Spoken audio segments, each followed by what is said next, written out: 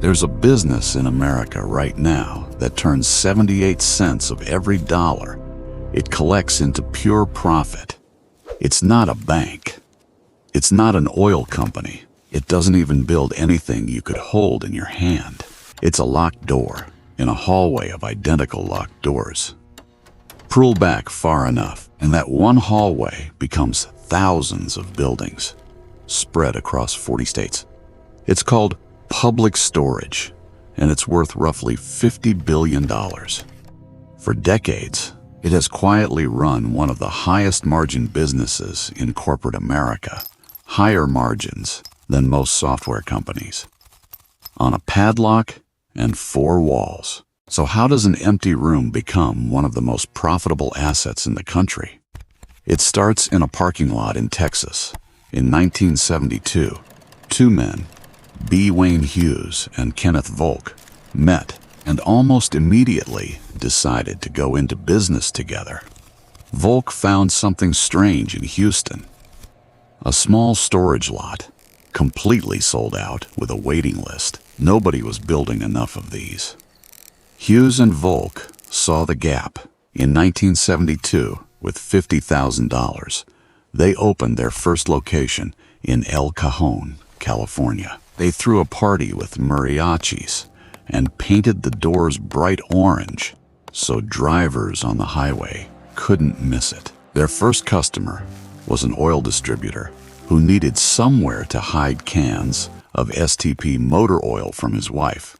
By 1980, the company was public, using Wall Street's money to build faster than anyone else. In 1995, it restructured as a real estate investment trust, a REIT, a move that would define everything that came next. Here's the entire business, stripped down.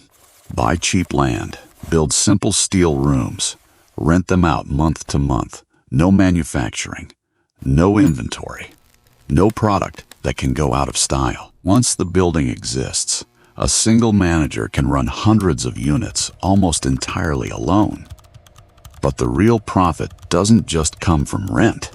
When you move in, public storage doesn't just rent you the room, it sells you insurance for what's inside it. That tenant insurance program is nearly impossible to skip, and it runs at margins most rental businesses never see.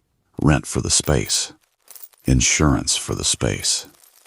2 revenue streams, 1 empty room. It's the same trick used by industries built on necessity. Charge more than once for the same square foot.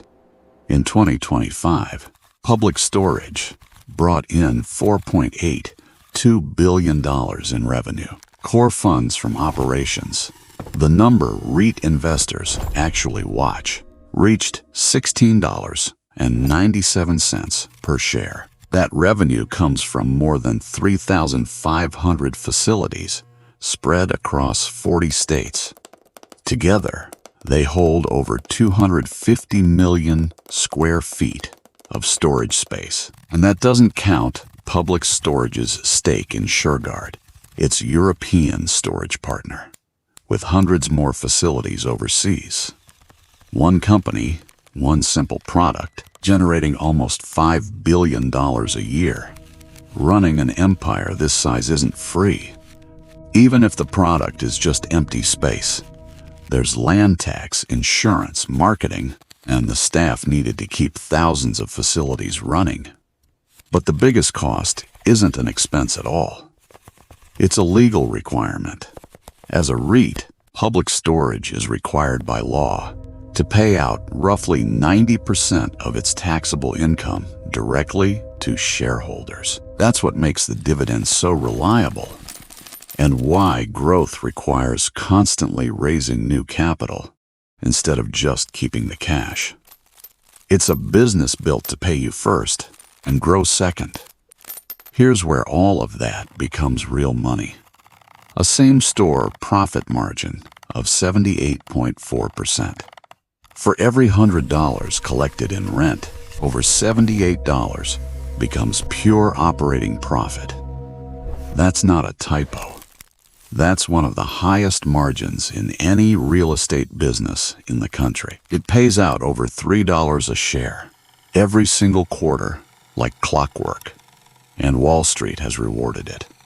The company's market value sits at roughly $50 billion. All of that built on rooms most people forget about the moment they lock the door. But this empire isn't invincible. Storage demand is tied to moving.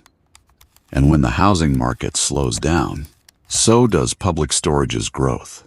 In its own 2026 guidance, the company forecasts flat to slightly negative revenue growth at existing locations. There's also scrutiny.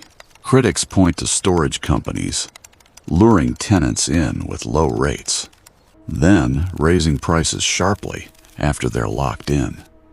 And with over $10 billion in total debt, rising interest rates can quietly squeeze the entire model.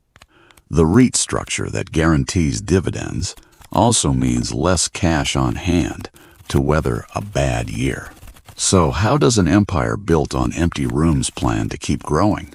In 2026, Public Storage began a new phase it calls PS4.0, a leadership transition aimed at sharpening operations and technology. Tom Boyle stepped in as the new chief executive, succeeding longtime leader Joe Russell. Then came the biggest move in years, a $10.5 billion deal to acquire National Storage Affiliates. The acquisition is expected to add over 1,000 properties, pushing the combined company toward nearly 4,600 facilities. Once again, the strategy is the same one that built the company in 1972. Buy the land nobody else wants, and let scale do the rest. Which brings us back to the question this story started with. How does a padlock and an empty room outperform almost every industry in America? Because storage isn't optional. People downsize, move, inherit, and accumulate. And all of it needs somewhere to go. Public Storage didn't build a fortune by inventing something new. It built one by owning the space nobody else wanted to manage. Every locked door in every quiet hallway is a tiny piece of a business that quietly outperforms Wall Street's favorites. The next time you pass a storage facility, remember, behind every orange door, there's a business quietly making one of the highest margins in America.